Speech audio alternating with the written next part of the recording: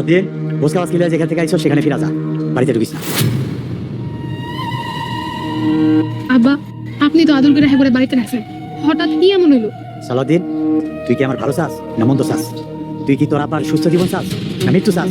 আব্বা, আপনার জন্য অনেক অনেক দোয়া করি। আপনি 1000 বছর বেঁচে থাকেন, আপনি সুস্থ জীবন কাটান। তাহলে তোর বোন নিয়ে চলে যা, এর চেয়ে বেশি বলা সম্ভব না। মনে রাখিস, এটা সবার মঙ্গল। আব্বা আব্বা আব্বা আমার কথা শুনুন আব্বা।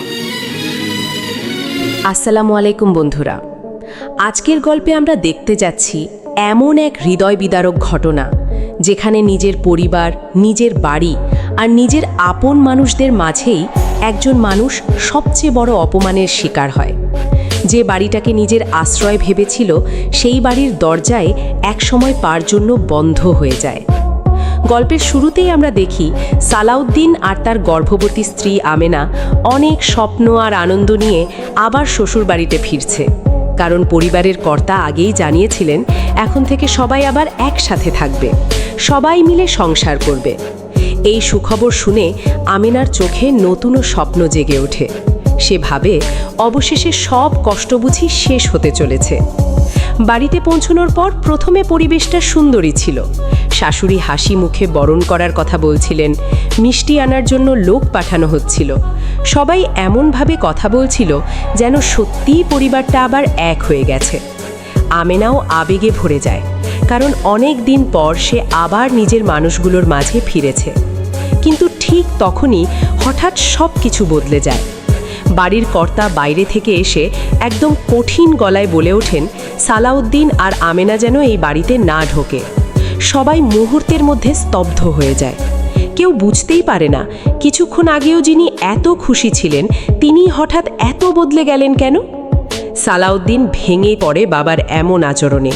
সে বারবার জানতে চায় তার অপরাধটা কি, কিন্তু কোনো স্পষ্ট উত্তর মেলে না। শুধু বলা হয় এই বাড়িতে থাকলে অমঙ্গল হবে, যেন কেউ বাড়ির কর্তার মনে ভয় ঢুকিয়ে দিয়েছে।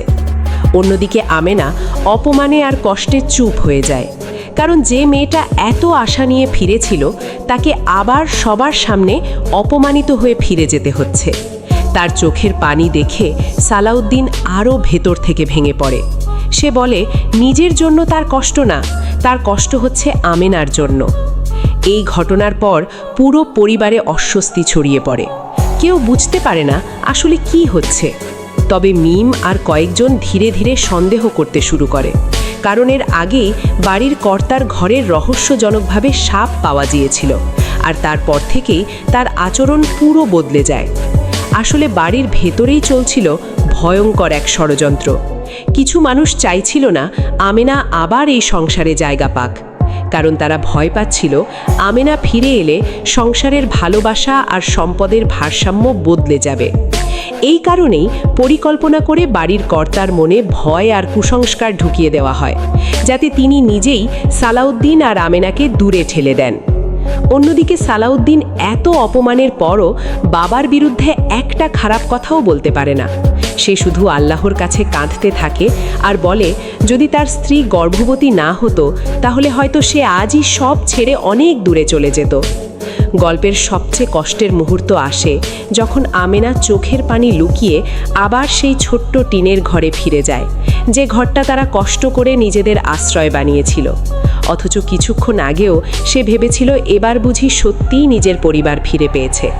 কিন্তু গল্প এখানেই শেষ না, কারণ এই অপমানের পেছনের সত্য ধীরে ধীরে সামনে আসতে শুরু করবে, আর তখন পুরো পরিবার বুঝতে পারবে তারা আসলে কাদের বিশ্বাস করে সবচেয়ে বড় ভুল করেছে। এখন সবচেয়ে বড় প্রশ্ন, বাড়ির কর্তা কি কোনোদিন সত্যিটা জানতে পারবেন?